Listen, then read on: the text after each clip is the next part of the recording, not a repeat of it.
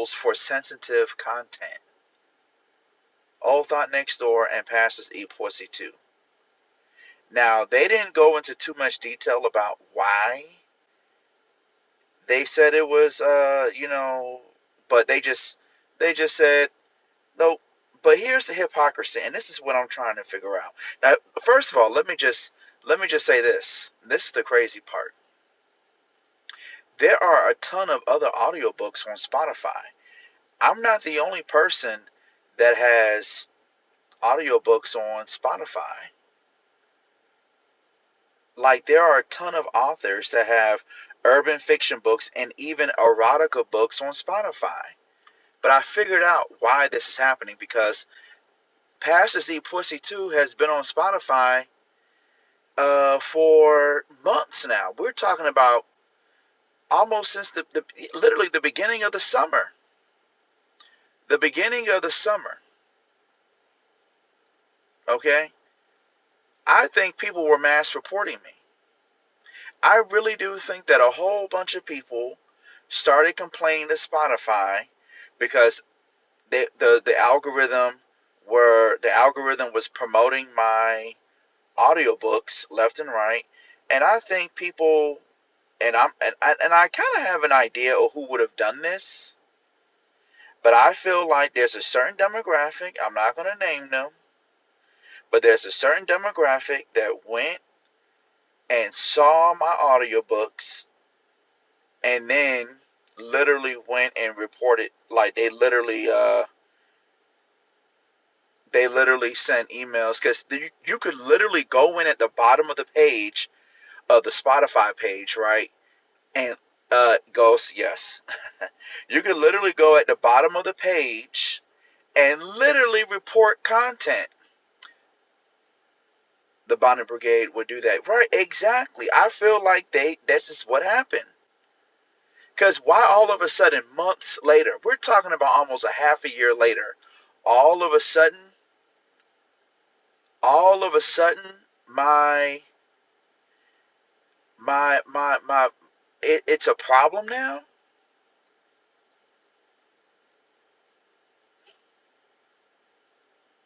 So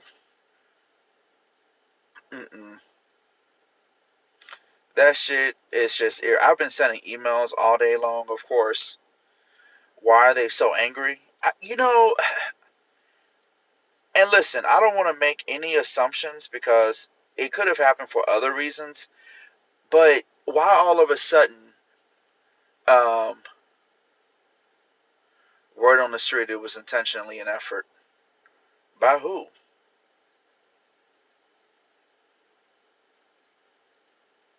But all of a sudden, um, it gets taken down. They get taken down.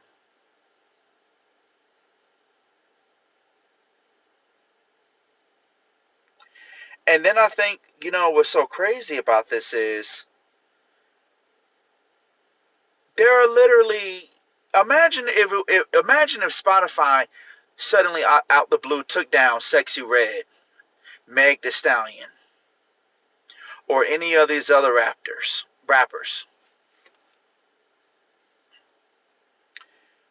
It's such hypocrisy on such an extreme level. Like, now, granted, they didn't technically take my books down. They didn't take them down. They just snatched them out of their recommendation algorithm.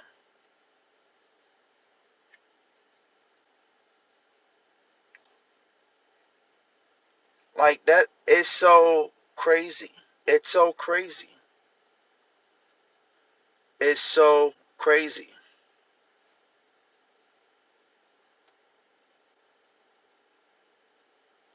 It's too much for them, Quan. I mean, but here's the thing: there are literally other audiobooks out there.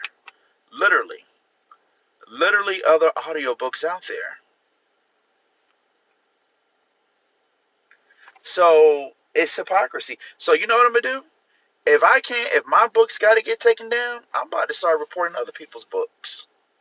That's the only fair way I see it. You can't sit up here and tell me your books are pornographic and they violate Spotify's terms and conditions.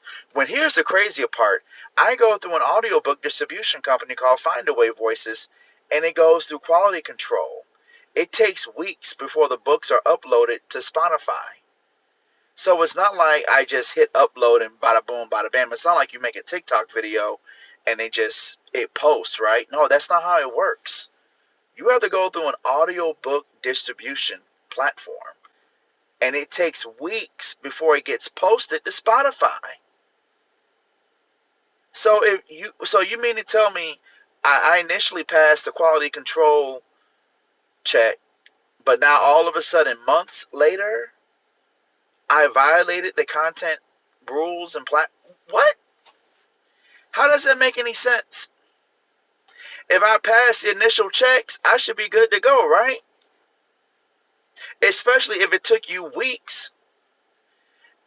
It's hypocrisy, because they probably got like 5 or 6 people. It was probably like 5 or 6 people that complained, and boom, just snatched the books.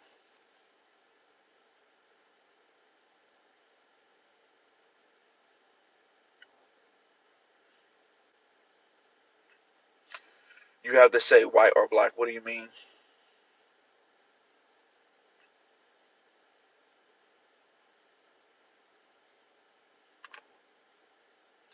It's so crazy to me.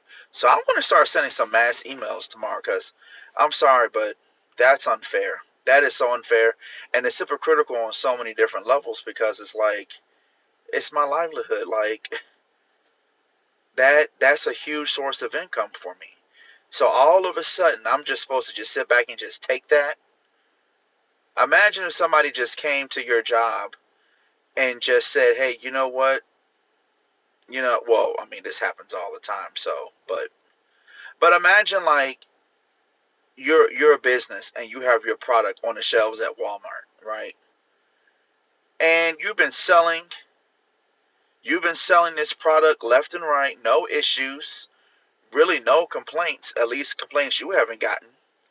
And all of a sudden, Walmart just sends you an email. They're like, "Oh, we're not going to put your product on our shelves anymore because you violated our policies." Okay, which policies did I violate?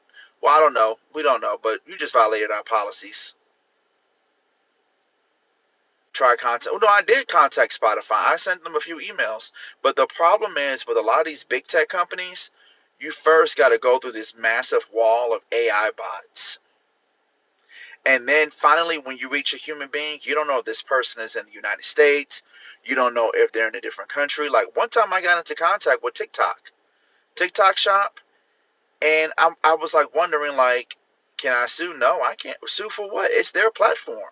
Like I agree to their terms and conditions, and the way they create this language, they make it ambiguous enough where they have the right to do whatever they want to do, and there's no recourse because they're a private company, and if they want to allow certain people to be on their platform, they can allow it. If they don't like you for whatever reason, if a person just feels like, I don't like this, so we'll just figure out a way how to like make it apply to our ambiguous terms and conditions. Yeah, they do this all the time. A lot of companies do this. What if I re-upload the book? I mean, I could try that. You need a different audience, or else you're going to always be at odds with the Bonnet Brigade. Yeah, and you know what's so funny about that? And I'm not trying to be funny when I say this. They're the most problematic demographic in this country. They really are.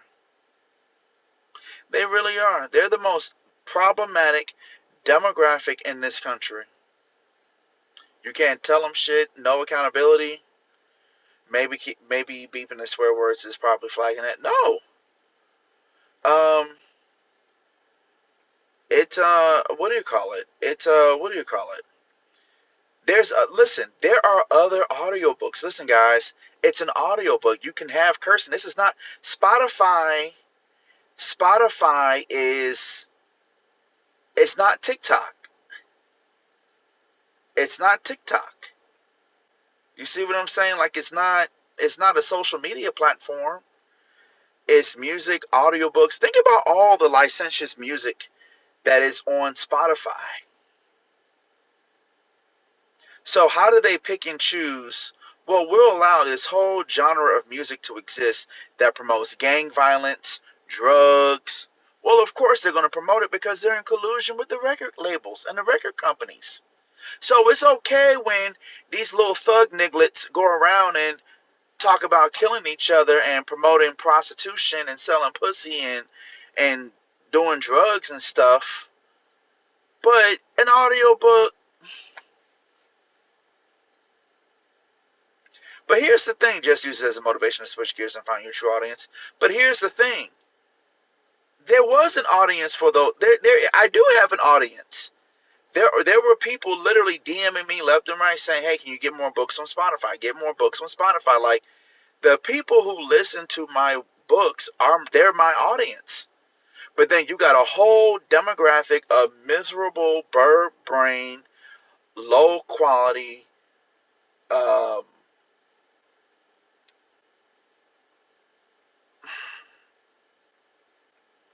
like they're just complaining. They're just complaining. Like, if they don't like something, they want to complain and feel like, well, I don't like this. Take it down. And the thing, I think the way a lot of these tech platforms work is all it takes is for like 5 or 10 complaints, and then you'll have a whole. Then, like, of course, there's somebody at Spotify, probably some dude who lives in Spain or doesn't even live in the United States, the Philippines, Spain, or somewhere, and then he just looks at the complaints. He listens to the first chapter or two of the audiobook. Oh, this should be blocked. So are they going to do that for every audiobook? Are they going to go and listen to every audiobook? And then imagine you have a book that's on audio. Like, imagine you're selling something. It's making you a lot of money, right? Like, imagine you have a product on the shelves in Walmart or Target, and you're making a lot of money. You have your customers are coming to the store buying this product, but all of a sudden, Walmart gets 5 complaints from random customers, and then all of a sudden, oh, we can't sell your product anymore. Despite the fact that you're getting so many sales and you're making money left and right, we're making money off of you too. We're getting so many people buying your products and services. But, 3 people complain, nope, take it, we got it, we can't, you can't. In fact, we're going to put it all the way back into place. Because essentially by them saying that we're restricting your discoverability, what they're doing is they're saying, you know what, we'll still allow you to sell it, but we're going to tuck it away all the way in the back of the store on a bottom shelf so nobody can find it. They got to come and actually look for it themselves. It's stupid. So what's the point of being on Spotify then? The whole goal behind Spotify is that it's an algorithm-based music platform and now audiobook platform where they recommend content to you. So you're just going to take down my audiobooks and say, oh, well, they shouldn't be discoverable. Why? What about it? You don't, and then they don't even give you any real guidance. They don't even give you the benefit of the doubt to even appeal it, to say, hey, you know what? Like, it's so stupid to me. It's so stupid. So it's not that the Bonnet Brigade is not my audience. They're not my audience, but the problem is when you're making content, you can't help but to attract the attention of everybody. And there's always going to be a certain group of people who, even if you're not for them, even though you're not for them, they want to make it their business to still see what you got going on. You could just be doing your own thing, literally minding your own business, but let one of them come over. Oh, I don't like the way you say. And then it's like, then they want to make you the issue when you ain't got nothing to do with them. You're not for them, but they always got to find a way to complain. And this is not the first time that this has happened. I've had people literally try to start a petition to get my books removed off of Amazon. Literally. I'm gonna read to you this crazy petition.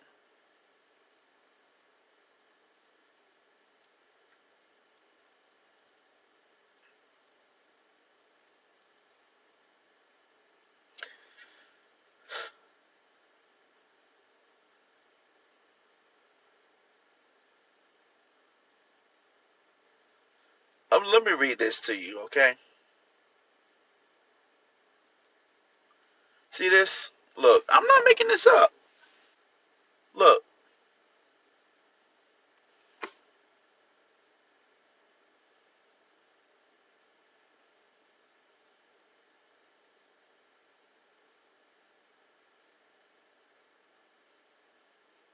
guys, see that?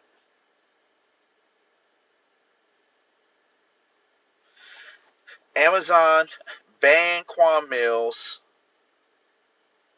Hold on, let me. It says ban Quan Millz and other persons who anonymously publish hate speech against black women. And this person wrote a whole dossier. They said, first, Amazon published and distributed a book called I Hate Black Women. I thought, okay, if Amazon really does hate black women, I will boycott them and their affiliates, Chase Bank and Whole Foods, and keep the movies that I previously download from them. Now I will permanently ban them from my life. However, it recently came to my attention that an author by the name of Quan Millz has written extremely filthy, denigrating books pertaining to extreme, maladaptive social issues, including poverty, drug abuse, and domestic violence in the black community. Here are the titles. That's the Hair Hat Hooligans. They are insufferable. Yeah. Pregnant by my granddaddy's boyfriend. Pastors eat pussy too. This hoe got roaches in her crib. My psycho ex-husband. Old thought next door. My psycho baby daddy. Sleeping with my mama's new man. Sleeping with my husband's son. How the old thought got her groove back. My pastor got a stripper pregnant. My husband is sleeping with my sister's husband. Crackhead zombies. Project Hoe Dreams. When a bad bitch and a savage link up. The coldest thug ever. Killer crack hole zombies. My baby daddy is a loser. My baby mama is a loser. Sleeping with my baby mama's baby daddy. I need some head, but I'm on my period. Crack hole dreams. Get out. My boyfriend beats me, but I still love him. Your granddaddy's my sugar daddy. Pregnant by my mother's gay husband. Botched body thoughts. Walmart thoughts. Get out. A single mother story. This Becky keeps touching my hair. Ratchet Wives Club. Your mama's on crack rock. Bald-headed thoughts, so she repeated herself. This nigga eat the booty like groceries. Dollar store thoughts. Tax season thoughts. Becky put raisins in a potato salad.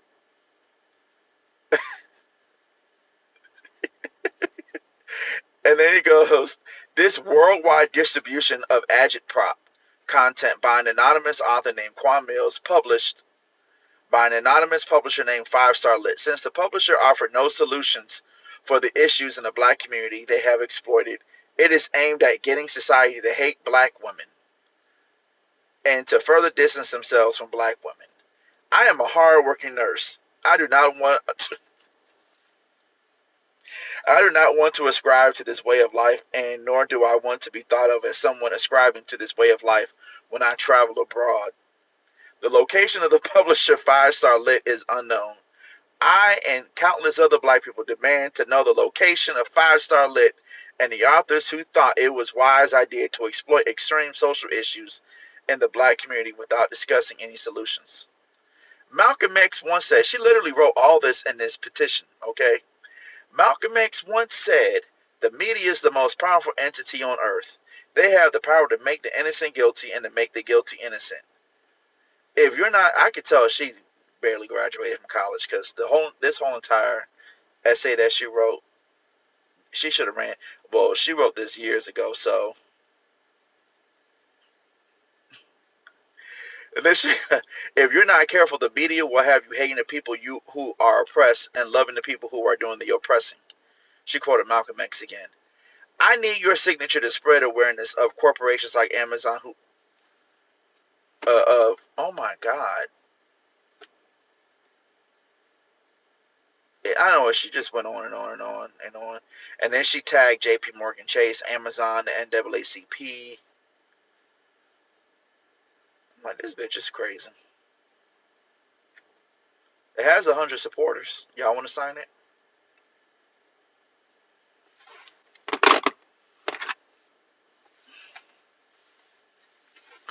I don't know why. Let me tell you something.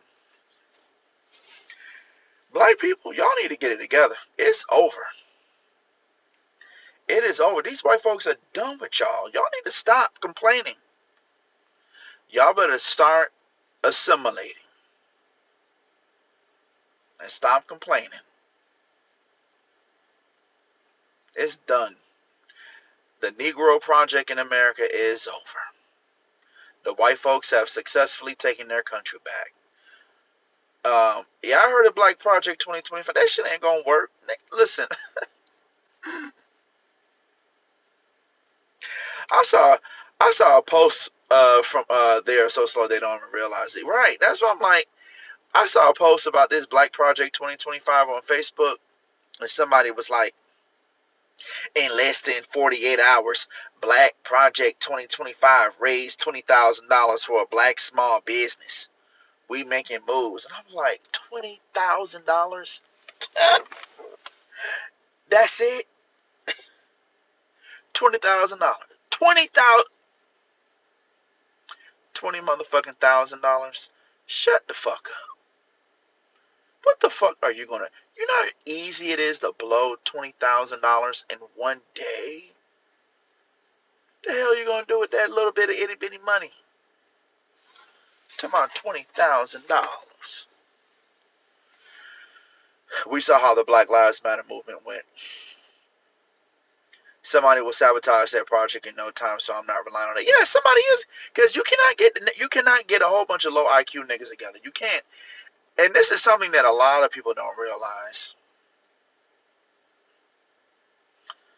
This is something that a lot of people can't realize. Most of these niggas, I can already tell you right now, I'll never forget years ago when I was in my Nation of Islam Black Muslim phase. And I remember this was around the time of the Millions More movement. This was like maybe like 2 or 3 years after Farrakhan artists had that the Millions More movement.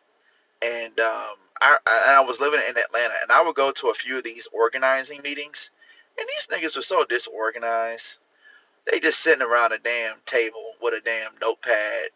I think we need to have more programs for the youth. We need to have more programs, more programs. We need more programs. They love saying that shit. These niggas have been talking about programs, community programs, for the last fucking 50 years.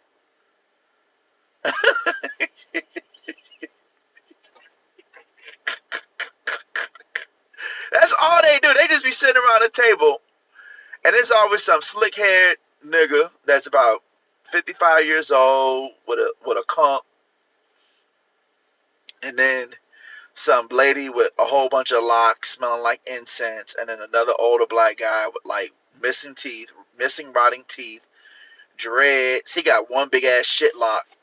He usually just got one big shit lock, receding hairline, and he smelled like incense too. And none of these niggas got money, by the way. They one paycheck away from losing whatever they have. It's the same shit. I've seen this in every motherfucking city I've ever lived in for the last 20 years, whether it was in Gainesville, Florida, Miami, Florida, Atlanta, New York, LA, Chicago. They be saying, man, we need more programs for the youth. Cause it ain't the white man, and all they want to do is sit around and talk about white people and how the white man did this, the white man did that, and then how like it led to the destruction of the black mind, and it's a conspiracy to put the black man in jail, and the black man, and the black man, and the black man.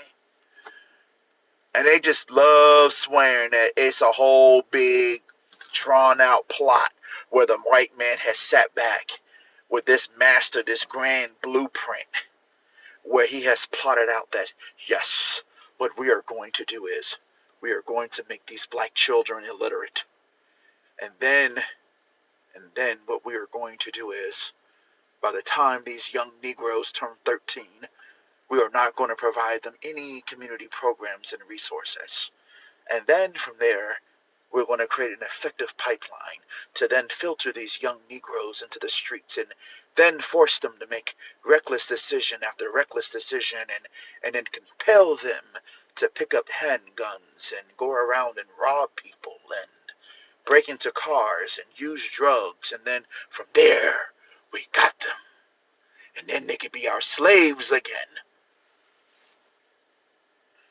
Because they love swearing that the white man is trying to make us slaves again. You know, the prison industrial complex is slavery.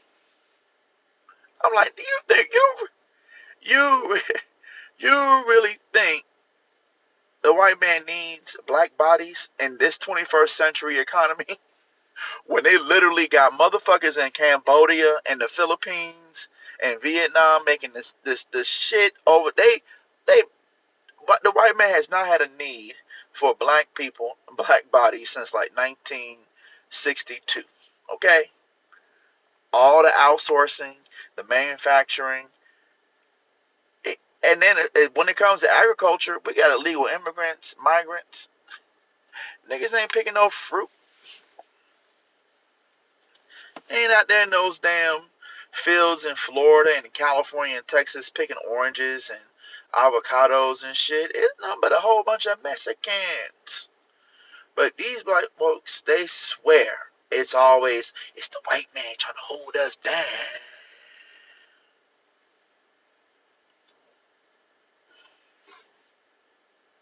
It's the white man. You see, it's all one big master plan. See, the white man, what he did was he put the crack cocaine and you know what they love saying too? Every time I've had these discussions with these Negroes, they never want to take accountability and say, you know what, we fucked up.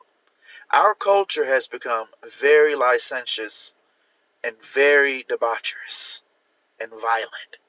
And there's a lot of dysfunction. And unfortunately,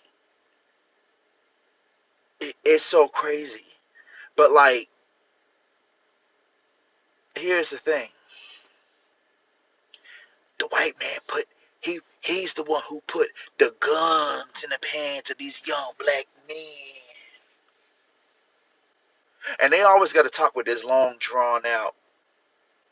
They see, what you got to understand, brother, is that the white man, he put the guns and the drugs in the hands of the brothers and made us hate one another. They always got to talking like that 1970s jive. See, he put the drugs and the guns in the hands of the brothers to make us hate one another. Because he knows that once we come together, we have power. And we're going to take over America. Because we built America. And that's another thing. Niggas love saying that. We built America.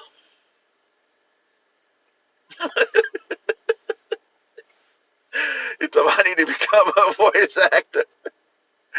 Niggas love saying that they built America. I'm like, nigga, you know how many white people built America too? You don't think white folks is out here grueling and toiling? You don't think white folks is... See, that's the thing. Black people sometimes, they be way too dismissive of the fact that you think every white person just sat back and just oversaw black people. Yeah, but white people weren't forced to be here. That is not true. What you mean? There were a lot of white people who came here and were forced to live in some very horrible ass conditions as well. It wasn't slavery, but it most certainly was not anything comparable to you living in some nice fancy schmancy house or mansion where you just had everything made in the shade. That is a narrative that I think a lot of black people don't realize. You think you realize the Irish are like the niggas of Europe or Western Europe? When they came over here, they were literally pretty much almost treated just a step above black people. And even when I found that shit out, I was like, whoa, yeah, they literally were considered the niggers of white people. And then up until recently, Italians were treated like, yes, I'm telling you, when you start going back and you start reading the history of America, let me tell you something. If you were not a white Anglo-Saxon Protestant from British or Scottish descent, you were treated like shit.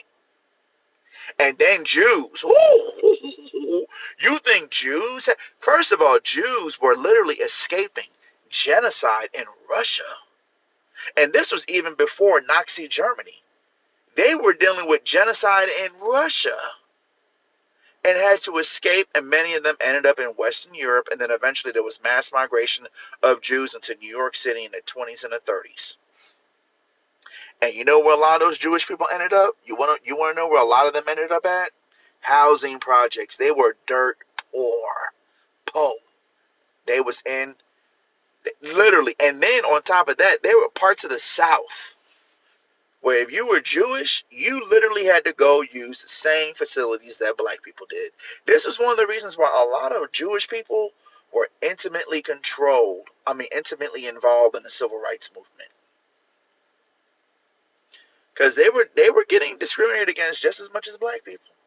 Literally, they literally would have signs up that said, no niggas and no Jews. And you got to understand, a lot of Jewish people have some very ethnic features. The nose, the hair, and they used to be told, "Oh no, you're black. You are not white." I'm telling you, dude. You gotta when you start reading the history of America, you realize, yeah, black people, we had it bad. We were at the bottom, but there were a lot of people who were at that bottom too. In fact, even Italians, they could not even get loans.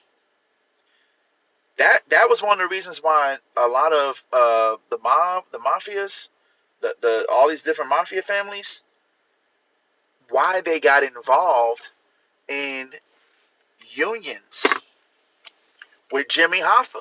That shit, that history of how the mobs got involved in uh in union organizing is insane because there was a point in time when labor unionism in the United States was militant. Like you had labor unions that were pretty much damn near acting like terrorists. Like they were blowing factories up and shit. Jimmy Hoffa, that's what he was doing. And eventually he made a deal with the mafia for protection. And then what happened was a lot of these Italian mafia families, they could not go to traditional banks and get loans. The white man was like, y'all are, they literally were treating them, they were literally the Hispanics of the early 20th century. That is how Italians were treated. They were treated like Mexicans. And they lived in ghettos too. And what they decided to do was, they said, oh shit, well, the Teamsters, the union, is taking off and it's exploding. And you got this pension fund. Well, we could borrow from that and use that money to build up our businesses and shit. And that's exactly what they did. And that's what ended up happening. That's why the mafia families, they started borrowing hundreds of millions of dollars, or tens of millions of dollars, I should say, from the pension fund. And then what they would do is they went out to Vegas and started building up Las Vegas and shit. I mean, they were doing this all over the country, but that was one of the reasons why the mafia, pretty much, they were behind pretty much the rapid expansion of Las Vegas and the whole entire gambling and casino industry there. You ever seen that movie? What was it? I think it was Casino with Robert De Niro. Yeah, but black people, we be acting like we're the only ones. No, hate to be the bearer of bad news. A lot of other ethnic groups, they did not have it easy at all. Like, they literally were discriminated against just as much as black people.